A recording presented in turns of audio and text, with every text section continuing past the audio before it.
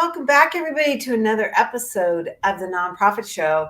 We have like one of those heartburn episodes because we're going to be talking about programming, working with finance, working with programming. And we have one of the thought leaders from Your Part-Time Controller on today, Eric Wilson. Eric, you're going to set us straight? That's the plan. That's the plan.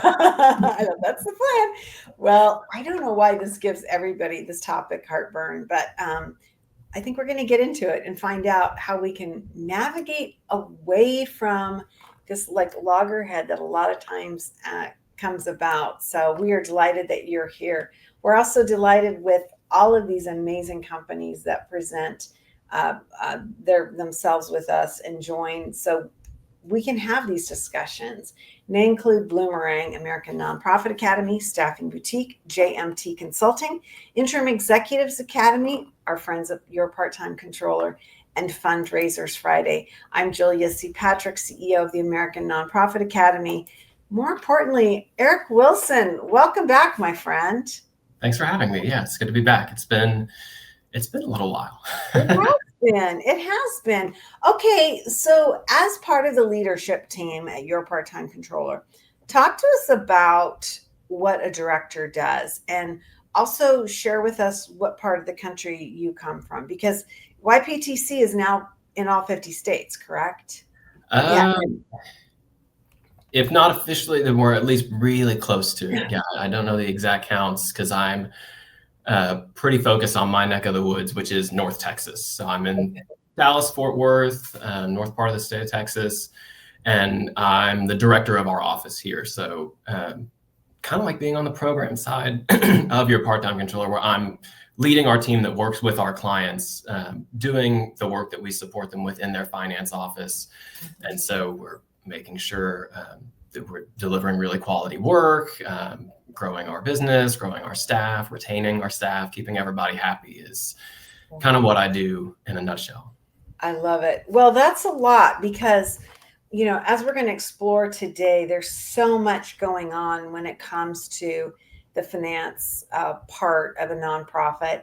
And you were talking in the green room that you actually even have to deal with this at home because you work your finance work and you wear your finance hat, and then your partner is on the programming side of a nonprofit. So yeah. It's fascinating to me. Talk about that. Like, my husband works at a nonprofit here in the Dallas-Fort Worth area. He's an optometrist at a nonprofit vision clinic. So he's deep in the program side of that. And I am very much the finance person, by day. And so it's interesting whenever we have conversations over dinner and he just talks, why is our controller asking for this? I say, well, how long do you have? Let's unpack this. Let's talk through this. Oh, let's look at your 990 together and have those conversations. So it's lived experience, I guess. They're not a client of ours. They have their own controller, but I am a patient of his. So. And I love that you could bring that level because this is a legit problem. This is a legit concern. And I don't love it for the both of you, but I love that this does cross back over into the home because this is how stressful this relationship can be between programming and finance, and that it really is a conundrum for so many organizations and for people, right? It's something that is really just part of the ecosystem. So let's start off with, that line, teamwork makes the dream work. So many of us have had posters of that in our office, But what does the finance team do? Let's start off with that. From your perspective, what is it that this group of talent is doing? Yeah, I mean, I'd focus on the teamwork part of that. We're on the same team. We're there to support the mission of the organization. It's just in a different way. Programs is working directly with the constituents and the execution of the tangible thing, like the work that gets done, the community impact. Finance is there to help make that happen and leverage our skills on things like compliance and managing reporting that has to get done, or just like making sure that everybody gets a paycheck every 2 weeks or twice a month, things that have to happen for the organization to function, that are still critical. It's almost like infrastructural kind of things. So when we ask for like receipts, or we want, signatures on certain things, or, hey, did you initial this thing? Yeah. We're not doing that just because we love rules, although a lot of accountants really like rules and putting things in neat little boxes, but there's reasons behind that, right? We're there to mind the P's and Q's and make sure, hey, at the end of the day, we can pass our audit. We can get everything in on our 990 and submit that on time. We're navigating all of those demands, trying to be the eyes and ears in that space. And so often that's the lens that we're approaching stuff from, knowing we're still there, pulling in the same direction. But hey, these are the things that we're trying to navigate, and these are our goals for the organization to make sure that we stay on track and can still be here to execute on mission. Right. Okay. So I got to ask the big question. How many nonprofits that you work with or your team works with, that they really understand this? Because from my vantage point, it's like your husband said, well, why do they want that? It like literally confounds him that they want certain questions. So my question then, how come we don't know this, or do we understand what each part is doing? Yeah, I think it's just human nature that we get kind of into a silo, right? Or we're very focused on our work directly in front of us. So programs very specifically has their own goals for people getting served, work getting done, meeting those kinds of metrics. Finance, like we're in the accounting system, we're processing payroll, we're running checks and things like that. We're looking at the budget. So we're living and breathing those numbers. And if we're not taking that time to have open conversations and really keep each other's perspectives in mind as we approach things, that can set the stage for feeling like we're not pulling in the same direction, or that we are kind of operating separately when we're parts of the whole. And I know sometimes accounting or the finance department gets called like a necessary evil. I like the necessary part of that, but the evil kind of hurts my feelings. Yeah, that's dreadful. I mean, that's absolutely dreadful. But okay, I probably heard it and probably even said it myself. I mean, I'm not going to say it. But gosh, so let's keep going on this, because it's a really interesting thing. It seems to me that one of the aspects that the finance department often gets engaged in a corrective manner, like that they have their rules and they have their processes. Programming might not always understand it or even attempt to understand it. Talk about the true costs and what we should be thinking about, especially when we're coming to this maybe from the programming side. Yeah, this is another thing that if you're most focused on the things that you're closest to. And I think programs, team members tend to be most in tune with what we call like direct costs. So I think when my colleague Greg was on recently, talked about direct versus indirect expenses. Right. So these are things that, maybe it's like a person that you've hired specifically for the program. It's equipment you're buying specifically for the program. It might be renting space, or just materials, supplies, things that like, hey, these are pretty clear directly one for one. I'm buying this for the program. It's not going anywhere else. But there's a little more going on than that in the organization. So this is kind of where we get into that territory of indirect costs. And I think it's helpful to think of it either zoom out from your direct or even pull a little further upstream. So if we hire a specific program's team member, well, it's not just the salary, it is benefits and fringe, and maybe they get a phone line, or they have a subscription to Microsoft or Google, and they have software. So there's costs like that. Maybe they have a room in the building, they have an office space, they're covered by the insurance of like the liability for the organization. So knowing what those costs are, it gives you that fuller perspective. And that's really where the finance team is there, I think, to help. They can be a resource on that because they know every dollar that flows in and out has to run through the accounting system. So they're capturing that, they're probably allocating it, but this is something that as a programs person, you may not have that visibility unless there are conversations with the accounting department. And like with any relationship, if there's not mutual understanding of expectations and frequent communication, there's opportunity for friction. So we want to be intentional on sharing this information with each other, because there's a lot that happens on the program side and those direct expenses that can inform how we calculate those indirect costs and how we're allocating things, and making sure that if programs have shifted or things have changed in the work itself, that how we approach the whole finance picture is reflective of that. Do you think that most people from programming even understand what the true cost of their program is? I think it's so easy to say, oh, I run an after school kids program and I need to buy, a dozen soccer balls every 6 months or whatever. And that's really the cost of the program, versus like what you just said, everything down to the office space, the office furniture, the things that are really up, the scaffolding, if you will, for the program. What does that look like to you? Do you see that disconnect, or do you think people are pretty tuned into it?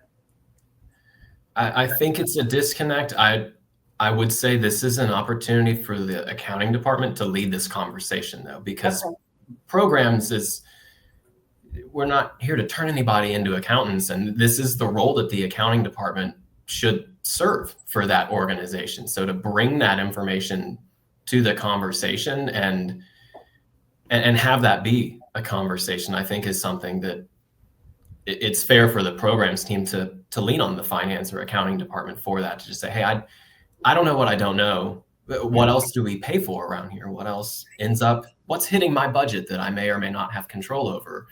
And if there's no visibility, it's hard to manage something that you can't see a measurement of. Right. Well, and I think worse, and we mentioned this at the top, the corrective aspect, like if you don't know this going in, like at the end of the year or the end of your season or whatever, and you're like, what?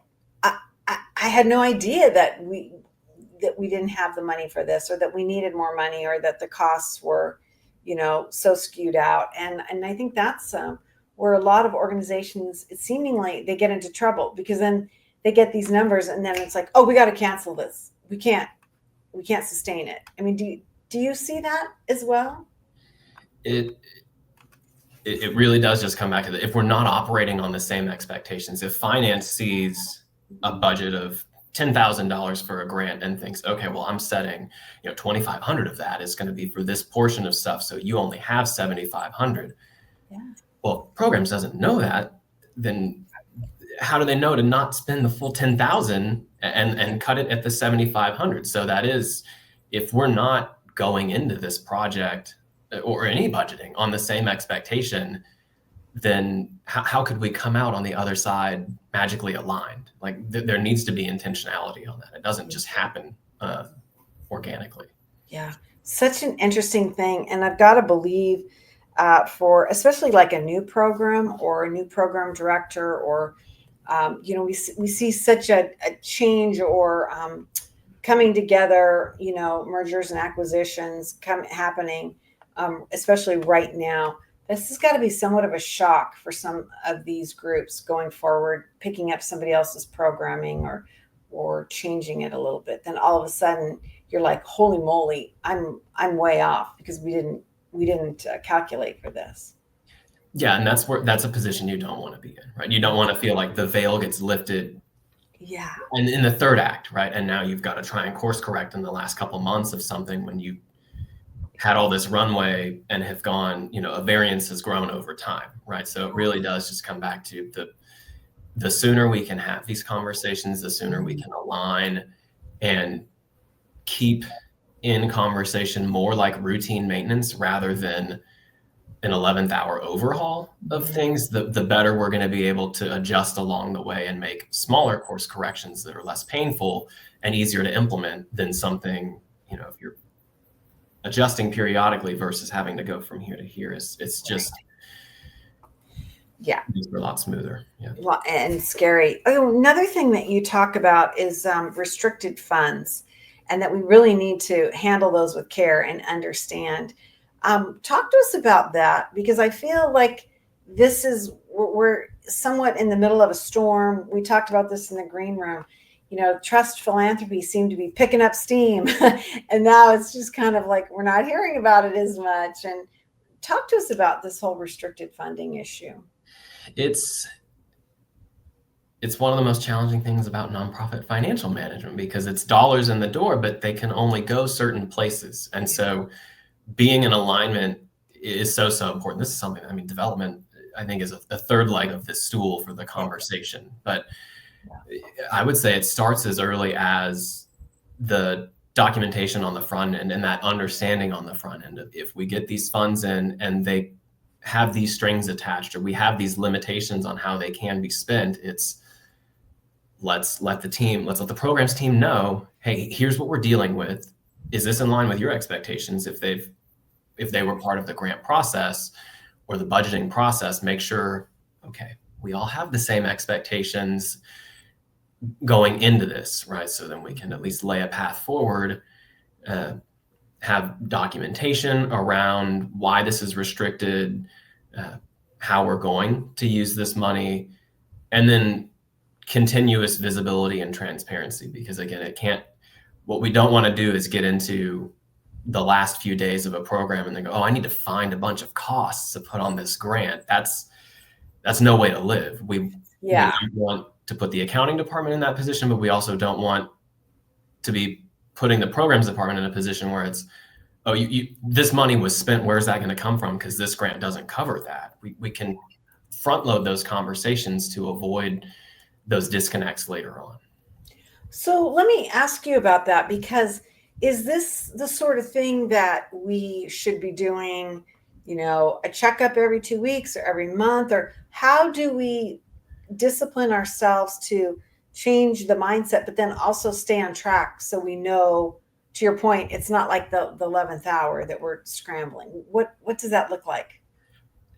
I'd say at least, it kind of depends organization to organization. If you don't have a huge volume of restricted funds, maybe quarterly works. Okay. For a lot of our clients, it generally monthly is the right cadence for, hey, accounting's going to crunch all the numbers. They're going to output information for what was spent. But then that's a conversation of, does this match expectations from the program side and management of just how did we deploy funds this last month?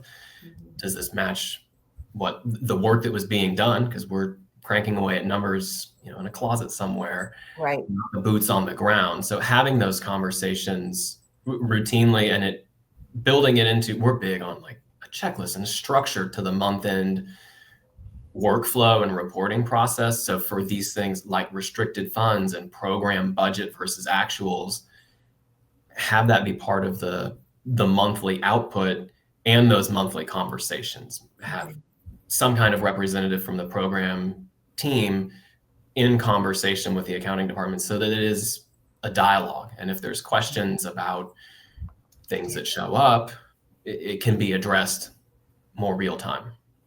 Okay, so it almost seems like you're putting the finance team in the role of educator, like they're having to teach programming, because let's face it, you go to school to become a social worker, or you're educated in the programming sector, I can pretty much guarantee you haven't had any education about finance, because that's just not part of the American curriculum right now.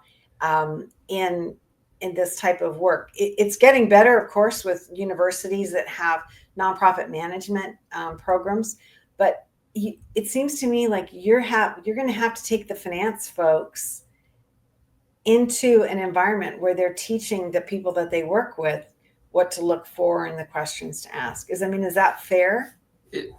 To an extent, right? We're not going to turn anybody into an accountant, and that's not the goal, but there needs to be common language and common understanding of at least the financial reports and the goals that we're working towards. But I think it's a mutual education, because I didn't go to school for construction or behavioral health or Right.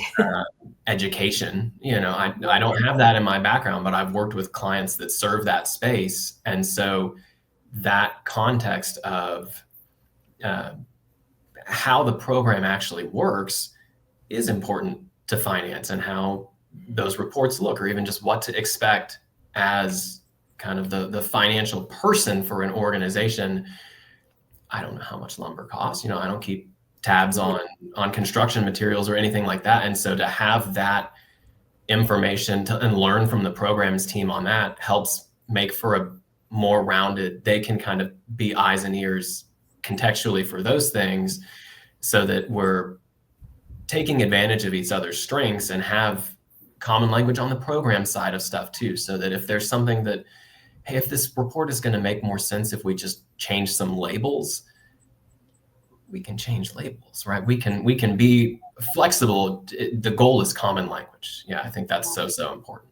It's interesting too, because to your point of what you said in other parts of our conversation today, it's kind of front loading some of this work. Once you get on the same team and you're using that same language and you understand the cadence, it's going to go a lot faster. It seems like it won't be such a heavy slog, right?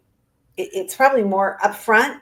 Is that fair to say, or is that not the case? Prevention versus cure, I think, is a big part of it. So there is some setup time on the front end, just as you establish that. How do we communicate with each other? How are we going to standardize the language that we're using, the vocabulary that we're using when we talk about our finance and work programs? So inherently, there's some of that just, it puts a little more of the work on the front end as you lay that foundation.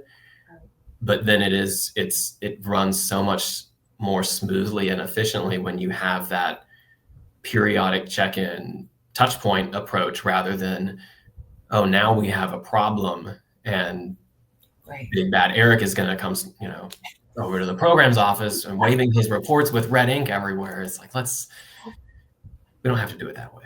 No, nobody wants to live that way. So that kind of leads us to our last talking point today. And I got to bring up the word fear. I feel like there's a lot of fear when it comes to the finance team. I don't feel like the finance folks are fearful of programming or leadership. I feel like it's the other way around. And I'd love to get your perspective on this, because I think when you have this fear, you don't ask questions, right? And so then it just creates more problems. And I'm wondering, what you see and how we can get around this. I mean, is it as simple as getting the finance team to have a pizza party with the programming people once a week, or once a month, or what are some of the things that we can do? I think the intentionality in the relationship is what's so important there. And maybe don't start with the deepest level of nuts and bolts about a budget. And because a big part of it too is that communication and just understanding coworkers. And different people communicate differently regardless of what department they're in. Some people like email, some people like instant message, some people like a face-to-face meeting or a phone call. So it really is just, let's put the effort in on the front end. Hey, here's what I would envision good communication looking like. How does that fit your needs and what your expectations are, so that we can have those conversations and make it proactive instead of reactive, and have an open door policy for the finance department, so that you are approachable, because you don't want people afraid to bring you a problem, because then it's going to come out eventually. And I'd rather have a small problem early than a big problem later. And if people are too fearful to approach the finance team and raise a flag or ask a question, then it's just priming us for opportunities to have a bigger issue on our hands, maybe a little later down the road. Yeah. It seems to me like this is one of those key touchstone points of leadership, is really working towards this understanding, the changing the mindset, and that working more as a team. And as you say, we're stronger together. But it takes somebody that's pretty emotionally intelligent or aware to say, yeah, we need to work on this. And I'm wondering if you see organizations actually leaning into this or just dealing on it when there's a crisis. I mean, like I said, it's not something that happens by accident. There has to be intentionality. And I think especially, bless our hearts, accountants are generally known to be numbers people and maybe not necessarily people. Not all of us are that way, but and so being proactive in the relationship building, and there's two sides of this relationship, and so both need to be making the effort, I think, for it to work, and both need to keep making the effort. It's just like any other relationship, whether that's personal or professional. It's just there needs to be effort from both sides, and intentionality and communication and all of those things. So it doesn't happen by accident. So as we finish up, I've got to throw this question out to you. In the world of working, from anywhere, the remote issue, we don't just live and work in environments where we can just walk down to the cubicle at the end of the hall. Do you see that this remote style of working and communication is making things easier, or is it making things more difficult as we try and work together with the programming and the finance teams? A little bit of both, I think. Okay. It all comes down to people, and organizational culture, I think, is a big part of it too, of just how did you adjust all of your communication, to be working remotely. So we're still pretty heavily remote at YPTC. So we've been very intentional in pivoting or just spinning up new ways to communicate with each other in a virtual environment to replace or supplement or augment ways that we would have done stuff in person.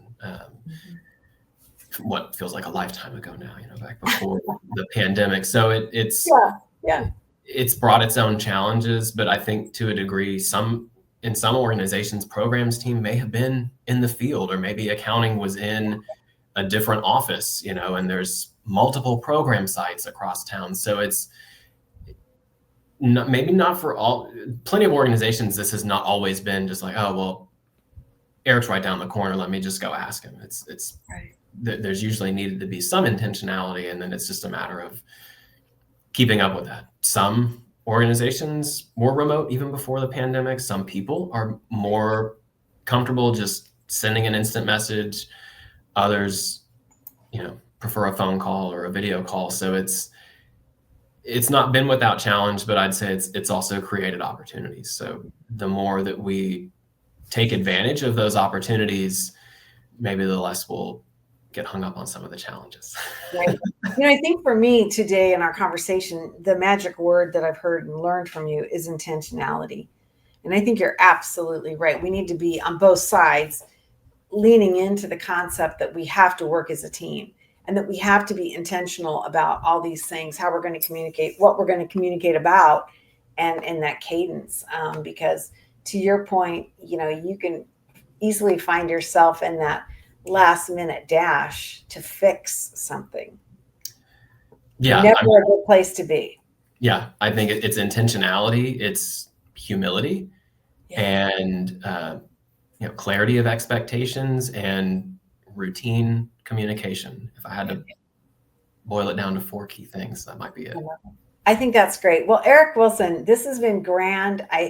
I love this conversation. I love that you would witness to us, that you even see this in your own home because of, this is the reality, and this is how we work and live in the nonprofit sector. It's not a 9-to-5 issue. It really plagues everybody, and we need to be more thoughtful. Eric Wilson, one of the directors at Your Part-Time Controller. You can learn more about Eric and his work and the team at YPTC at YPTC.com.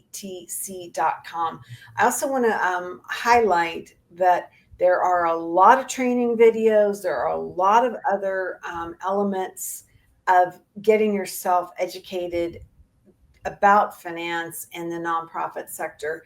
And it's absolutely amazing the amount of information and training YPTC has put together.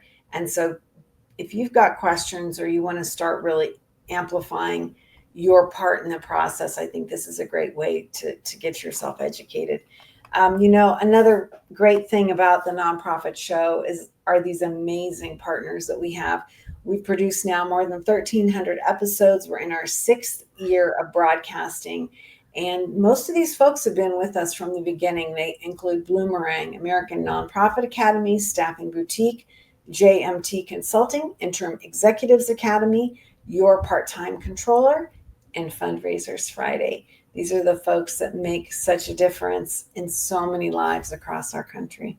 Hey, Eric, I end each and every episode with this mantra, and it goes like this: to stay well so you can do well. We'll see you again.